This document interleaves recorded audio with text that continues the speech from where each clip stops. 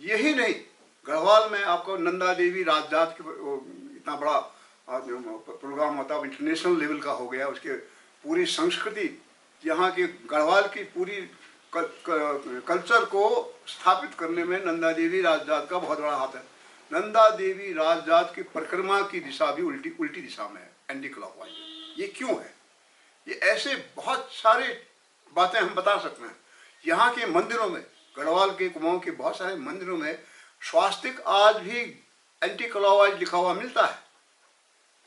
बहुत लोगों ने कभी कभी, मैं एक दो जगह मैंने इसमें अपने एक चित्र भी दिया है, मैंने इसमें गढ़वाल के मंदिर में एंटी क्लॉकवाइज स्वास्थ्य लिखा हुआ, इसमें मैंने चित्र दिया है। तो ये गांव वालों को पूछ, तो कहते गलती से हो गया होगा। मैंने कहा ऐसा कैसे हो सकता है? धार्मिक चीज है, एक इतना धर्म को तुम इतना मानते हो, फिर कहीं गलती से हो गया। पंडित जी इतना भी मूर्ख है क्या? मैंने कहा इसका कुछ ना कुछ अर्थ है। ऐसे ही बहुत जगह, एक नहीं कितनी जगह मिलती हैं। आपके जो हमारे यहाँ जो कहते हैं खोली, घर में जब हम खुदते जो मुख्य द्वार, तो क्या कहते हैं उसको? खोली। खोली के सबसे ऊपर जो उत्तरांग होता है, जो सबसे ऊपर का जो लकड़ी का जो मेंबर होता है, उसके मध्य में हम एक चिन्ह बनाते हैं। उसको हम कहते क्या है? गणेश की मूर्ति है। लेकिन पुराने जितने भी आपके पुराने घर देखिए, उसमें गणेश नहीं है, उसमें देवी का उस पोस्टर में एंटी क्लॉकवाइज जो होता था, उसमें जो देवी का पोस्टर दिखाया जाता, उस पोस्टर में देवी का मंदिर स्थापित खोदा हुआ है। पुराने मकान में, मुंचारी में हमारे पुराने मकान में रहा होगा, लेकिन अब उसमें तोड़ ताड़ के नया बना दिया, तो नया उन्होंने गणेश बना दिया है। लेकिन नीचे जो पुराना मकान है उसमें गणेश नहीं है, उसमें वही है जो देवी की मूर्ति है। दरकोट में बहुत सारे, मैंने एक ऐसे ही एक उसका मैंने एक वो इसमें दिया है कहीं पर, जिसमें कि देवी की मूर्ति न हो, गणेश की मूर्ति न हो के देवी की मूर्ति, उसी में से एक ये भी है। ये संस्कृत वालों के घर में है, ये गणेश नहीं है, ये देवी की मूर्ति है। और ये देवी की मूर्ति को लेकिन खुद संस्कृत वाले कहते हैं ये गणेश है, गणेश नहीं है। तो देवी, पहले देवी की पूजा होती थी, देवी के मूर्ति पर स्थापित करके, ताकि हमको उसके अंदर से जाना पड़े, उसके नीचे से। ये था। तो ये उस युग का है, जबकि सनातन धर्म अभी प्रारंभ में आया था। उस युग में वो संस्कृति थी, उस संस्कृति का ये शेष रहा हुआ। तो इससे हमको ये पहले समझना होगा जोहार का इतिहास, सौका लोग कौन थे, कहाँ से आए। इसको शुरू करने से पहले समझना होगा कि हमारी वास्तविकता ऐतिहासिक काल में, तो हम जानते हैं हमारी स्थिति क्या है, लेकिन प्राग ऐतिहासिक काल में, प्री हिस्टोरिक पीरियड में हमारी स्थिति क्या थी, हमारी परंपराएं क्या थी, हमारे पूजा पद्धति क्या थी, इसको समझना होगा। वो समझेंगे तभी हम अपने लोगों को ढूंढ पाएंगे, अपने मूल को खोज पाएंगे। हो ये रहा है अभी हमारा इतिहास जो लिखा जाता है, जोहार का इतिहास, जितने भी ग्रंथों में लोगों ने लिखा है जोहार का इतिहास, उसको शुरू किया जाता है हल्द्वा पिंगलवा से, फिर उसके बाद पंजवारी काल आ जाता है, उसके बाद आधुनिक काल आ जाता है, फिर सुनपत बीच में सुनपत छौका था ना, सुनपत छौका आता है, फिर सुनपत छौका काल, उसके बाद आधुनिक काल आ जाता है। लेकिन जो हल्द्वा पिंगलवा और पंजवारी का जो वर्णन आता है, उसका अगर गहन आप अध्ययन करें तो वो ऐतिहासिक काल का नहीं है। उसमें तो ऐसा आकाश में उड़ने वाला गरुड़ है, और मनुष्य भी आकाश में उड़ रहा है, और ऐसे मनुष्य दिखाए गए हैं जिनके शरीर में बाल है, जैसे जंगली जानवरों के होते हैं, और आकाश में उड़ के एकदम से यहाँ से कहाँ पहुँच रहे हैं दूसरी तरफ, इस प्रकार का वर्णन मिलता है। तो ये ऐतिहासिक काल की तो घटना है ही नहीं। ये तो आज कोई विश्वास नहीं करता है इसमें। हल्द्वा पिंगला के जमाने में ऐसा हुआ था, कोई नहीं करता है, कोई नहीं समझ में आता है। पंजवारी एक शब्द है, पंजवारी का अर्थ क्या होता है? अधिकतर लोग ये मानते हैं कि पंजवारी का मतलब 5 जातियों का जोहार, लेकिन जब गिनाते हैं पंजवारी में गिनाते हैं तो 7 गिनाते हैं, उसमें हेलंगबा इत्यादि 7 जातियां गिना जाता है, उनको कहते हैं वो पंजवारी है। अब जाति आप 7 गिना रहे हो और फिर कह रहे हो 5 थे, तो ये तो ठीक उचित नहीं है ना। तो पंजवारी का मेरे अनुसार जो एनालिसिस मैंने निकाला है, पन का मतलब है पौन, जो पुराना जो ये तांत्रिक धर्म था, वामाचारी धर्म था, ये वामाजी जिसमें प्राणों की आराधना होती थी, उसको कहते थे पौन।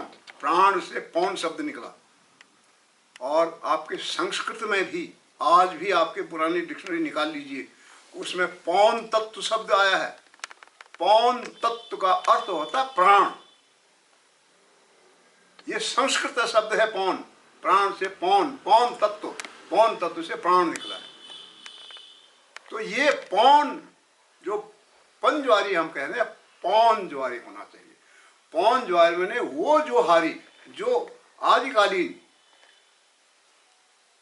आदिकालीन युग में जब सनातन धर्म का प्रचार नहीं होता, उस युग में जो पूजा पद्धति थी उसको मानने वाले जोहार के शौकों को पंजवारी कहा जाना चाहिए। इसमें अगर कोई और इसे विश्लेषण करके इतिहासकार जानने वाले इसको और निकाल के कुछ और अर्थ निकाल दे तो मैं बहुत उनका शुक्रगुजार होऊंगा कि जो मैंने इसका विश्लेषण निकाला है, इसके अतिरिक्त कोई और विश्लेषण निकल सकता है तो चर्चा की जा सकती है उसमें। तो इसका अर्थ ये हुआ कि हमारा जोहार सौकालों का जो इतिहास है वो प्रागैतिहासिक ऐसे काल से शुरू होता है। प्री हिस्टोरिकल पीरियड में भी सौकाओं का अस्तित्व था, और लेकिन उन किसी वजह से उनकी संख्या इतनी कम हो गई है कि उनकी आज कहीं कोई चर्चा नहीं होती, कोई इसमें रिसर्च करने की कोई आवश्यकता नहीं समझी जाती है। इसमें एक दो चीज़ें मैं और आपको बता सकता हूँ। इसमें जो हमारी जो भाषा है, जिसको हम जोहार वाले हमारे यहाँ कहते हैं, पहले रंकस कहा जाता था और उसको आज सौक्याकुन कहते हैं, और धर्म वाले इसको रंगलू कहते हैं, और नीति माणा इसलिए रोंगपा कहते हैं, रोंगपा लैंग्वेज, रोंगपा भाषा। ये तीनों भाषाएं उस युग के हैं जो कि सांगसुंग की भाषा से मेल खाता है। सांगसुंग में जो भाषा बोली जाती थी वही भाषा, उसी का दूसरा स्वरूप हमारे यहाँ भी बोलते थे, क्योंकि वो जो पूजा पद्धति, वो संस्कृति हमने माना था उसको, उसी देवी देवताओं को हम पूछते थे। आज भी बहुत सारी देवी देवता हम पूछते हैं। उसी से जो पौन जो पूजा पद्धति थी उसमें स्वस्थ चिन्ह, जो स्वस्थ होने का या कुशल होने का या सकुशल होने का, संपन्न होने का एक चिन्ह था जिसको स्वस्ति कहते थे, उसको स्वास्तिक कहा गया। उस समय वो एंटी क्लॉकवाइज लिखते थे, जैसे कि इस पुस्तक में मैंने दिया है, ये एंटी क्लॉकवाइज स्वस्ति उसमें दिया जाता है। ऐसी एंटी क्लॉकवाइज स्वस्ति अभी हाल में कुछ चित्र मिला है हमको, लासपा गांव के ऊपर कहीं एक लेखा पत्थर है, वहाँ की लेखा पत्थर, उसको नाम शिलालेख कहिए उसको, उसमें एक जगह पर ये एंटी क्लॉकवाइज स्वास्थ्य नजर आ रहा है। तो इसका मतलब ये एंटी क्लॉकवाइज जो ये घड़ी की सुई की उल्टी दिशा में जो स्वस्ति था हमारे यहाँ था, उसकी हम मान्यता थी, उसकी हम पूजा करते थे। स्पष्ट होता है कि पौन पद्धति, पूजा पद्धति हमारे यहाँ उस युग में हल्द्वा पिंगला के ज़माने में, सुनपत सौका के ज़माने में हो न हो, लेकिन हल्द्वा पिंगला और पंजवानी के युग में रहा होगा, तभी तो वो स्वास्तिक आज वहाँ नजर आ रहा है। तो इसमें ये जो घड़ी की सुई की उल्टी दिशा में ये किया गया है, ये पौन पद्धति का है। उसके बाद जो सनातन धर्म के लोग आए, उन्होंने इसको उल्टा करके क्लॉकवाइज कर रखा है। तो इसका एक चिन्ह, एक वो है, जहाँ कहीं आपको ये एंटी क्लॉकवाइज चिन्ह मिले तो समझ लेना कि वहाँ कहीं कभी न कभी पौन पद्धति, पूजा पद्धति लागू थी। वो धीरे धीरे इसको समाप्त हो गया। इसका कारण, जो समाप्त होने का मुख्य कारण था कि जो ये प्राण की आराधना, जो जिसको हम पौन पूजा पद्धति कहते हैं, इसमें पंचमकार का प्रयोग होता था। पंचमकार को घृणित माना गया। उसमें शराब, मद्य का प्रयोग होता था, उसमें मांस का प्रयोग होता था, उसमें मैथुन था, उसमें ऐसे घृणित, उसको कहा कि ये घृणित है, ऐसा नहीं करना चाहिए। औघड़ लोग जो करते हैं इसको कहते हैं, उसको घृणित माना गया था, उसको छोड़ दिया। और वो लोग दब गए। दबने के बाद उन्होंने इसको छिपाया। आज भी ये पुस्तक मैंने जो लिखा है, प्राण की साधना, आज भी आपके पर्वतीय क्षेत्र में, गढ़वाल कुमाऊं में, बहुत सारे मंदिरों में पत्रकारों ने, लेखकों ने, इतिहासकारों ने रिपोर्ट किया है कि आज भी बहुत सारे मंदिरों में इसका प्रचलन है। और लेकिन वो धीरे धीरे दब गया, उसको घृणित माना गया, तो वो दब गया, तो उसको आज नहीं प्रकट कर रहे हैं। गंगोत्री क्षेत्र में ये रिपोर्ट किया गया है पत्रकार ने, गंगोत्री क्षेत्र में पट बंद होने के बाद इस प्रथा को, पौन प्रथा को का प्रयोग करने वाले बहुत सारे साधु संत या कहिए आम आदमी वहाँ पहुँचते हैं। वहाँ की गुफाओं में उस जब कोई नहीं रहता वहाँ, सब लोग वहाँ से चले जाते हैं। ये पौन प्रथा की वहाँ आज भी प्रचलन में, आज भी वो उसको करते हैं। ये गढ़वाल के कई मंदिरों से ये रिपोर्ट आई है कि वहाँ ये पूजा पद्धति आज भी लागू है। तो इसको हमारे यहाँ इसके चिन्ह मिलते हैं, तो हमारे यहाँ भी जो अवश्य ये होता होगा। तो इसलिए इस चीज़ को जब तक हम नहीं जानेंगे कि हमारे यहाँ पौराणिक काल में, प्राग ऐतिहासिक काल में, प्री हिस्टोरिक पीरियड में क्या था, तो हम अपने मूल को नहीं ढूंढ पाएंगे। उसको मूल को ढूंढना है तो वहाँ पहुँचना होगा, विश्वास करना होगा। एक उदाहरण मैं और देता हूँ।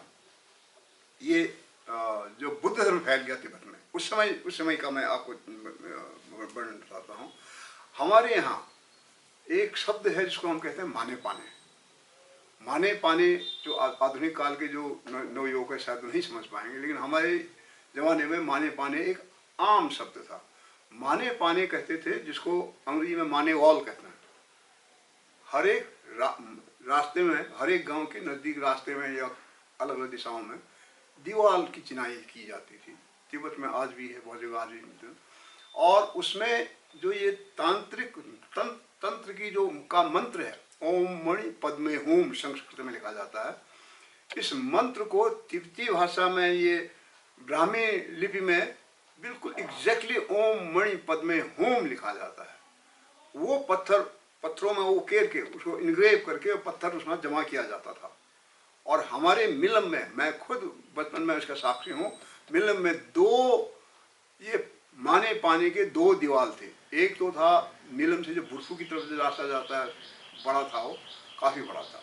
एक दीवार, ये समझो कम से कम वो दीवार 9-10 फीट ऊंचा और करीब 10-15 फीट लंबा रहा होगा।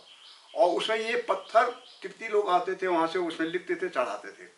और हमारे यहाँ के लोग, खुद मैं अपनी मदर के साथ, अपने माता जी के साथ वहाँ हर साल पता नहीं किस समय पर हमारी मदर ले जाती थी। वहाँ पर कुछ धूप दिया करते थे, फिर कुछ मंत्र पढ़ती थी हमारी मदर, और वहाँ पर चढ़ा के कुछ जो पकवान थे हमको मिलता था, आते थे, तो वहाँ पूजा करते थे। लगभग हर एक परिवार से अपने अपने समय से लोग जाते थे। एक था नीचे जो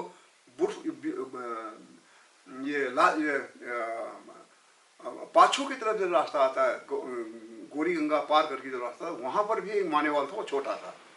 तो माने वाल में मैंने देखा कि जाते समय उसको दाहिने तरफ, आते समय इधर के रास्ते से जाते समय दाहिने तरफ। इसी तरह से जो नीचे का जो था, गोरी नदी की तरफ जो माने वाल था, उसका भी और समय चाहे उसको दाएं बाएं किया जाए न किया जाए, लेकिन जब किसी की मृत्यु होती थी और वहाँ शमशान में जो लोग ले जाते थे, तो जाते समय उसको दाहिनी की तरफ रखते थे, आते समय उसी दूसरी दिशा में, ताकि वो दाहिनी तरफ इस तरह से आते थे।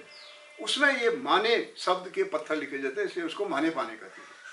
तो माना गांव में एक मंदिर है जिसकी पूजा करते हैं, उसका कहते हैं भन्या फन्या देवता है हमारे, भन्या फन्या। तो मैंने कहा भन्या फन्या का मतलब शब्द मेरे कान में गूंजा। मैंने कहा माने पाने से मतलब होगा, माने पाने का मतलब वह तो वास्तव में वहाँ और कुछ नहीं है। पत्थर का एक दीवार बना रखा है, एक छोटा सा जगह बना रखा है, उसमें इसी जो ओम मणि पद में होम खुदे हुए जो पत्थर है वो इकट्ठा करके वहाँ जमा कर रखा है ना, उसी पूजा करते हैं। इससे सिद्ध होता है कि न केवल जब बुद्ध धर्म शुरू हुआ उस समय, उससे पहले से हम लोग तिब्बत की इसके जो सांस्कृत की जो संस्कृति थी, वहाँ का जो संस्कृति उसकी पूजा पद्धति थी, उससे हम प्रभाव में थे, हम उसको मानते थे। और वैसे तो पूरे गढ़वाल कुमाऊं में बहुत जगह मिलता है, लेकिन हमारे यहाँ बहुत अच्छे स्तर पर इसको मनाया जाता था।